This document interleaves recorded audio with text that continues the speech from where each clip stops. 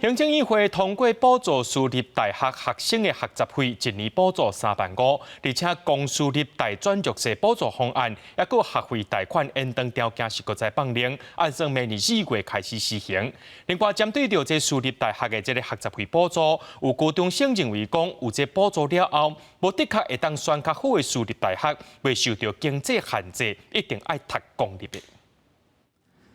行政院议会决定通过纠正公私立学校学习费差距甲配套措施方案。伫大学方面，会补助私立大专院校学生学习费当年补助3.5万，甲扩大公私立大专弱势补助方案，要强化落实教育平权。咱的台湾囡仔从0到22岁都得到国家的养育栽培，我们努力来缩短教育的城乡落差、经济落差。他每一年负担的学杂费，其实是比公立学校学生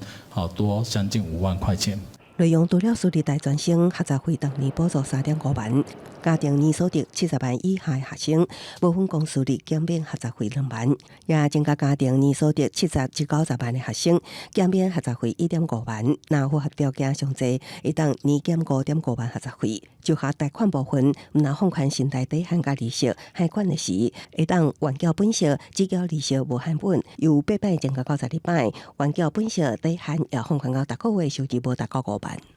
如果没有补助的话，我不会把私立放在选择里面。有的话或许会比较可以选那种好的私立大学。有些人他们念公立是因为家庭因素，他没办法念私立学校。对于想走职科但家里没有这么多经费可以念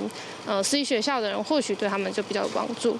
即摆有近差距1+3方案，预计明年2月也就是112学年度后学期实施，总预算有过219亿。教育部强调，会由行政院额外编列预算，由政府专属指引所需要的经费，被影响现有教育预算，更加被增加学校负担。记者综合报道。